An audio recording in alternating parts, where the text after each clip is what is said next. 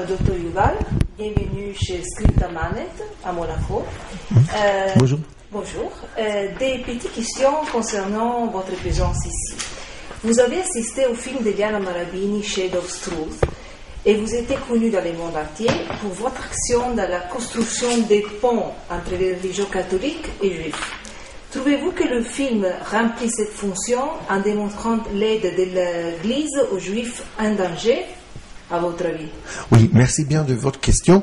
Je suis totalement convaincu que Madame Marabini a produit un film extraordinaire qui rétablit la position du Pope Pacelli, Eugenio Pacelli, durant la Deuxième Guerre mondiale, et que le spectateur s'aperçoit d'une nouvelle description de ce pape. Mon père publié il y a 40 ans, plus de 40 ans, un livre sur ce sujet, sur les activités du Pope Eugenio Pacelli, le Pope Pio le XIIe. Il essayait de défendre toutes ces activités, et je suis très très reconnaissant que Madame Marabini et des gens qui l'ont aidé ont retrouvé et réapprécié tous les efforts de mon père avant. Il y a 40 ans maintenant, il se présentait qu'il avait raison dans ses recherches. Il était une des premières personnes, je crois qu'il était le premier juif dans le monde qui a défendu le Pope, qui a recherché précisément tous les détails en ce qui concerne les activités de ce Pope durant l'Holocauste, durant la période très très grave des persécutions des Juifs, et qui a présenté au public mondial que ce Pope a fait tout ce qu'il possédait dans ses capacités de défendre et de sauver les Juifs. Et Madame Marabini a mis tous les détails dans un film extraordinaire qui est très touchant et convaincant en même temps.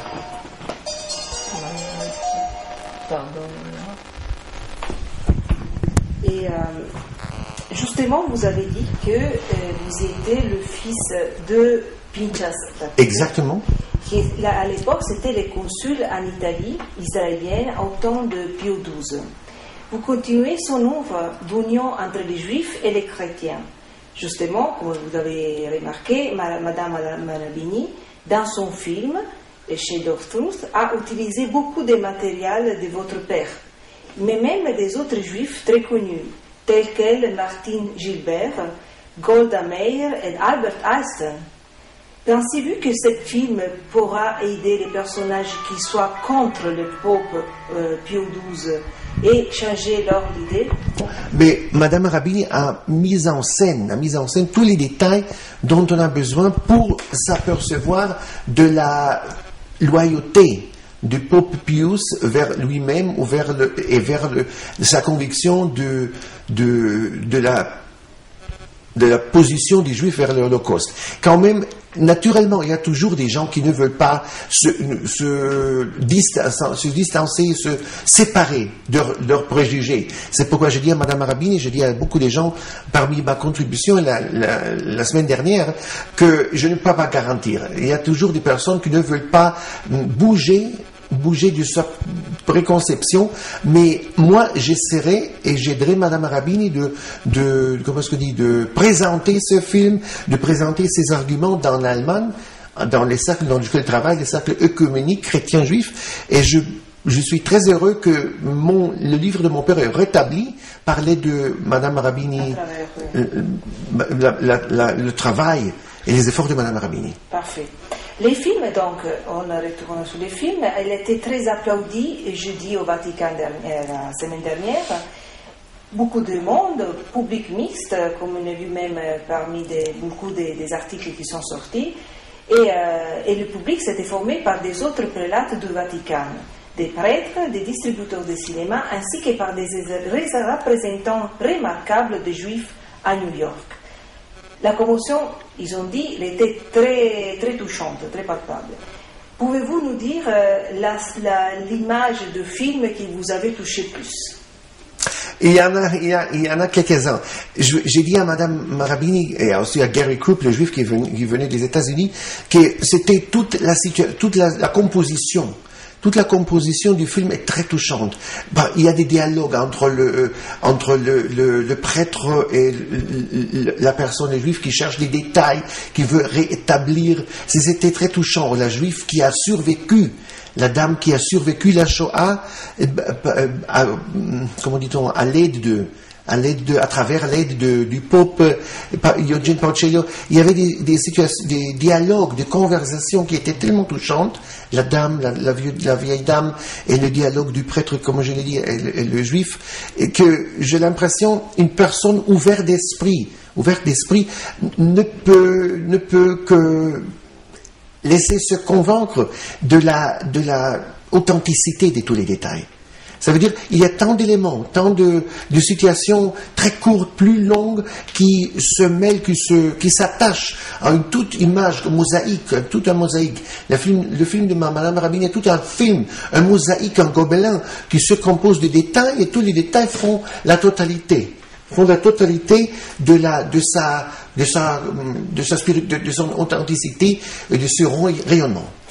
Donc vous sentez effectivement qu'il y a une étude derrière pour la conception de ce film, mais finalement les vidéos représentent la moyenne de se faire connaître plus moderne par rapport à l'époque passée, à l'année dépassée. Vous pensez que c'est possible pour un producteur ou en général un film de changer la vie du public? À travers un film, on peut changer quelque chose dans l'opinion publique, selon vous. Je vous remercie de votre question. C'est très différent, disons c'est très hétérogène. Je connais la situation en Allemagne dans laquelle il y a beaucoup de discussions sur la position de l'Église et l'Holocauste, n'est-ce pas? Le phénomène de l'Holocauste est très très compliqué. Je vis en Allemagne, pour les spectateurs, je vis en Allemagne depuis 40 ans et on ne cesse pas de parler sur l'Holocauste. Il y a tant de films qui apparaissent sur l'Holocauste, la Shoah. Vous connaissez, j'estime aussi à la principauté de Monaco, tant de films sur l'Holocauste. Je suis convaincu que par la voie de film, un film de haute qualité comme celui de Madame Rabin peut communiquer aux gens qui sont convincibles. C'est toujours la précondition, madame. La précondition pour les spectateurs ou pour les lecteurs de n'importe quelle production, c'est la convincibilité. Si je ne suis pas ouvert d'esprit, si je ne suis pas convincible, on peut me présenter des livres, on peut me présenter des journaux, je serai fermé d'esprit. Moi, je crois que en prenant en considération tous les films en Allemagne sur les grands thèmes de l'Holocauste, il y a une grande foule en Allemagne qui sont très, très impressionnés et qui comprennent quelque chose plus profondément par la voie du film que, disons, par un reportage ou un documentaire ou par le livre. C'est pourquoi il faut, Maria, mêler, à mon avis, comme un théologien qui était involvé dans ce processus il y a 20 ans, il faut un mélange de livres, des journaux, des interviews et des films comme celui de Marie. Et tout ensemble, parce que je suis convaincu qu'il y a des personnes qui voient des films et qui en même temps vont acheter le livre de mon père. Il y avait des gens durant la conférence la semaine dernière qui me posaient la question: où peut-on acheter le livre de ton père il y a 40 ans? Est-ce que ce livre sera republié, redit? Et il y a aussi une autre personne qui est Madame Marabini, vient d'inviter Monsieur Michael Hesemann. C'est un écrivain, un historien allemand qui, de sa part, a aussi rétabli mon père par la voie du livre.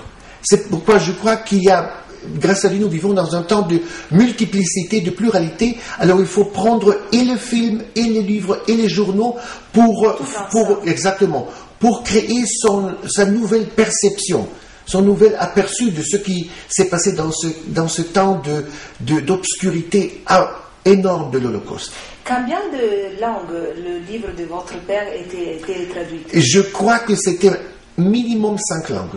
Ça veut dire anglais, français, italien. Je crois aussi qu'italien, je n'ai pas trouvé les œuvres traduites, mais je me souviens que mon père a mentionné au moins l'italien, le français, l'anglais, et je crois aussi le russe. Maintenant, j'ai parlé à Madame Marabin que je suis en train de communiquer avec la compagnie de publication. RDR, c'est une grande comment dit-on, grand distributeur en allemand. En Allemagne, je vais lui poser la question si je peux republier ce livre. Et ça fait maintenant plus que environ 50 ans que le livre était paru la première fois, mais en considérant qu'il y a une nouvelle demande, je vais contacter ce producteur. Le titre, c'était 3 popes et exactement. Lesquels C'était le pope Pius XIe, Pius le deuxième et Jean le 23e. Parce que mon père a il a focalisé spécifiquement ces droits popes qui étaient envolés dans ce temps très, très obscur et qui étaient en train de reformer l'attitude, l'accès vers les Juifs. D'accord. Et vous, les rôles que vous assumez dans l'époque dernière, donc le pont entre les Juifs et les chrétiens, vous croyez que c'est le bon moment de dire basta, c'est suffit de se battre, en vue aussi de tout ce qui se passe avec l'ISIS. Donc on a un ennemi commun, que c'est la violence, que ça ne nous appartient pas. Justement, comment vous pensez de réussir à communiquer c'est suffit, basta de se battre entre différentes religions. Je comprends. Maria, je vous remercie de votre question. Je suis convaincu que nous vivons dans un temps de pacification et de réconciliation,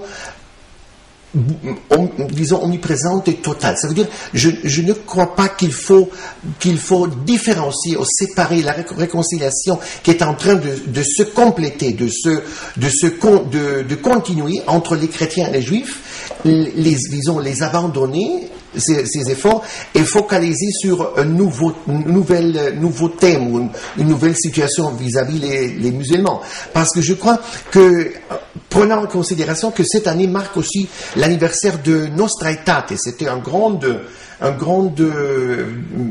œuvre à part de Jean XXIIIe, qui était plus tard publié par Paul VI, qui a redéfini le rapport des Juifs, du catholicisme, ça veut dire de l'Église catholique vers les Juifs. Nous sommes en train, en Allemagne, dans laquelle je vis, et je travaille, je dépense tous mes efforts, qu'il est très important de continuer ces efforts. Parce que si on est unis, si nous frères et sœurs du champ de catholicisme, du champ du judaïsme, nous réunirons, nous pouvons ensemble, disons, confronter l'ennemi de ISIS, l'ennemi de l'extrémisme musulman. C'est pourquoi je suis totalement convaincu et sûr qu'il faut continuer l'unification,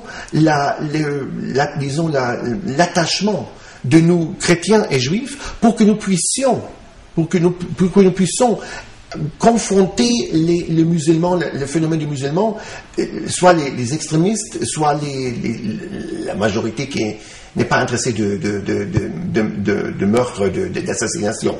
Mais quand même, il est très important pour communiquer aux spectateurs au Monaco qu'en Allemagne, on fait beaucoup d'efforts pour achever, pour continuer ce processus qui a commencé il y a 50 ans à Nostra Aetate, exactement 1965, maintenant 2050. C'est un processus très important. Il y a tant de catholiques, tant de représentants de l'Église catholique en Allemagne qui accentuent l'importance de se refraterniser après l'Holocauste. Parce que n'oublions pas que l'Holocauste était une catastrophe incroyable. Incroyable, plus grave que tous les attentats des musulmans extrêmes dans les années dernières. Je ne veux pas comparer, mais on peut relativer. Alors, le phénomène de l'Holocauste, cette année-ci, marque aussi la 70e fin de la Deuxième Guerre mondiale, 1945 et 2015. C'est pourquoi il faut se souvenir du passé, continuer à construire des ponts, parce que on a investi tant d'efforts en Allemagne, et seulement, je veux répéter, seulement si nous sommes unis dans nos efforts, dans nos racines, les juifs et les catholiques, dans nos passés communs, ça veut dire la Bible et tous les commandements qui nous unissent, si nous refraternisons, comprenons que nous avons un trésor commun, c'est-à-dire la Sainte Parole, nous pouvons, nous munir des forces spirituelles pour combattre les problèmes sociaux et l'angoisse à part des extrémistes. Alors que là, nous, pour conclure au moins par l'agence Monaco Presse, qu'est-ce que vous pensez, les jeunes avec la mémoire, l'histoire et les nouvelles technologies, donc les vidéos, comme on a dit avant, vous pensez que c'est plus facile maintenant à communiquer à les jeunes à travers les vidéos, les films justement, et de changer d'avis même, parce qu'ils sont jeunes, donc ils ne sont pas serrés comme les autres. Vous pensez qu'il y a un moyen plus facile pour communiquer avec eux? Exactement. Je suis convaincu, je suis persuadé que le moyen de l'Internet, de la communication très très élevée, très vite,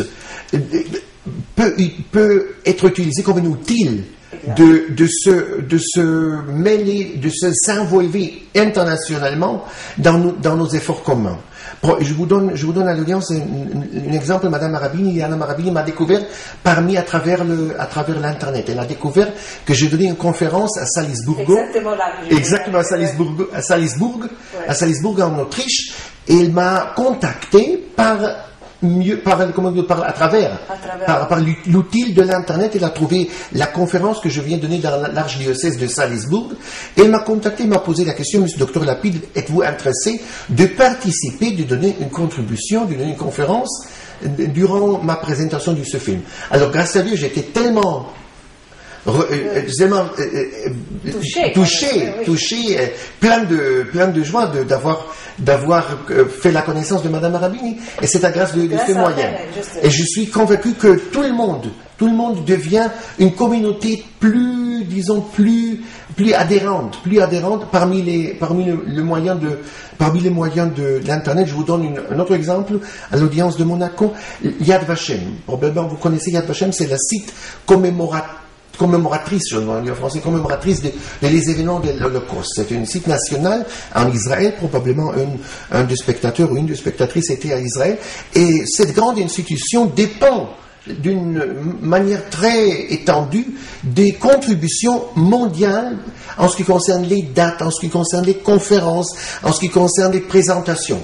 Alors ce site, Yad Vashem, YADVASSHEM, est un site international qui a élaboré un site de représentation virtuelle qui est gigantesque, et on attend en Israël, dans cette institution, que les gens internationaux, que la communauté théologique, psychologique peut communiquer, peut contribuer, peut assister à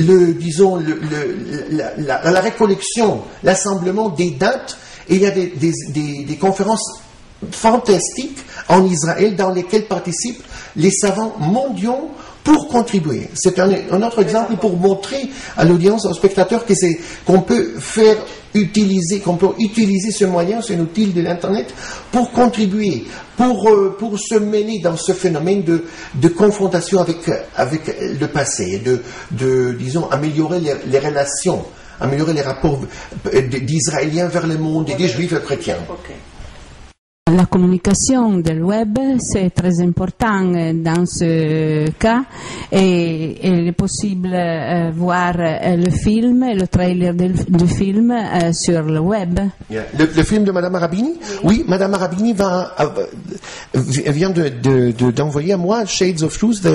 Il y a un trailer et une short séquence de ce film, et Madame Marabini va m'envoyer toute la reconstruction de cet événement la semaine dernière à Palazzo Chesi in Rome, et j'espère qu'on pourra, disons, commander des copies ou des exemplaires de cette émission.